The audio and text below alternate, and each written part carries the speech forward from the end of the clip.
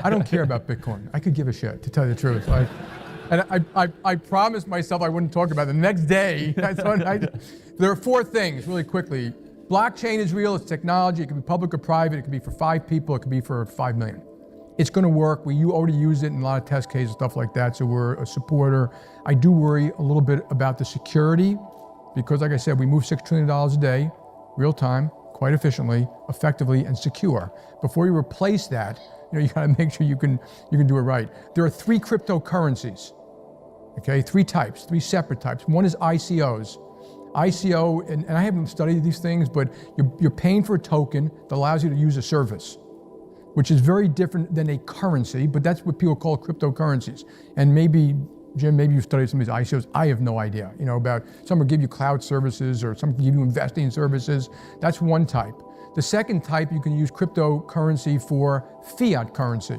Well, that works because it just uses a different technology to move money around.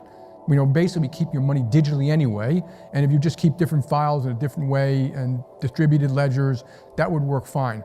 But I've always thought about Bitcoin as a currency and a store of value and a payment mechanism, is that governments, and this is my belief, and I may be wrong, I'm not saying you can't go to $100,000, that governments are going to crush it one day for 3 reasons, okay? One is when it's used for terrorist activities, okay? It'll happen, it's a matter of time, it'll go back to a Bitcoin, and then all of a sudden the DOJ, the United States government, all these people in Washington who profess to love technology and novelty of Bitcoin are going to change their mind. Number 2, when a lot of little old ladies lose their money, because the speculative vehicle was allowed to exist by the United States government, and they're going to lose their money and they're going to be pounding, you should have done something about it. And number 3 is the most important, whenever a government forms itself, and you go to any country in the world, pull out the currency, look at the date, that fiat currency was formed by that government with the central bank, because governments like to control their currency. They like to know who has it, where it's going, why it's going, when it went, etc. And right now, Bitcoin's a novelty. It's $100 billion, and $1 billion a day trades hands. Obviously, mostly speculation. Okay, and obviously there's a real use case. I'm not making this a joke. Venezuela, Cuba, North Korea, criminal, drug money, that'll always be true. So always have a use case that's valuable to someone, because it's better in those countries to do to have that than to have currency or cash or money in a bank, because the governments, they take that too. And if you go to Argentina, they had effectively savings accounts. The government just went in and took it. They just took it.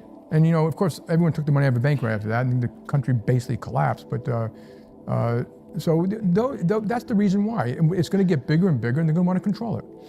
And it's not the same as a fiat currency. A fiat currency, the government says you must take this as legal tender, and at par, effectively, cash, at par. And it's always worth par. And I don't know why a crypto dollar would ever be something that, a store of value would be worse than a crypto Bitcoin. So, that's my view, and I may be wrong, which I doubt.